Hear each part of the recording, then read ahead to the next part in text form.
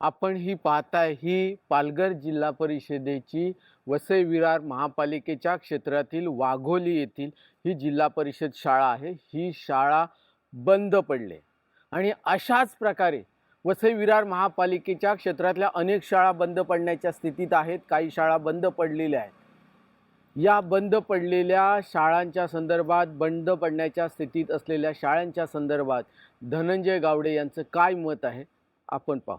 आज 2009 जिल्हा परिषदेच्या शाळांना सीवलच्या नोटीस निघालेल्या आहेत। तिथल्या शाळा रिकाम्या केलेल्या गेलेल्या आहेत आणि कुठेतरी उघड्यावर कोणत्या तरी देवळात त्या विद्यार्थी शिक्षण घेत आहेत। कोण बघणार तिकडे? उत्तर काय देतात तर जिल्हा परिषद जमीन हस्तांतरण करून देत नाही।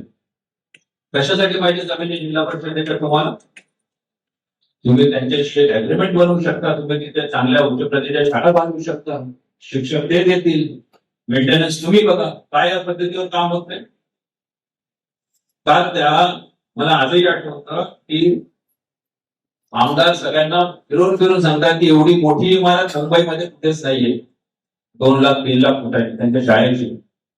अहो तिथले 4 वर्ग बांधून द्यावं आणि मग त्या इमारतीच्या गमट्या मारा तुम्ही। या शाळांच्या संदर्भात सत्ताधारी बहुजन विकास आघाडी ज्यांनी वसई विरार महापालिकेच्या सत्तेचं संचलन केलं, त्यांची काय भूमिका राहिली हे धनंजय गावडेने सांगितले आहे।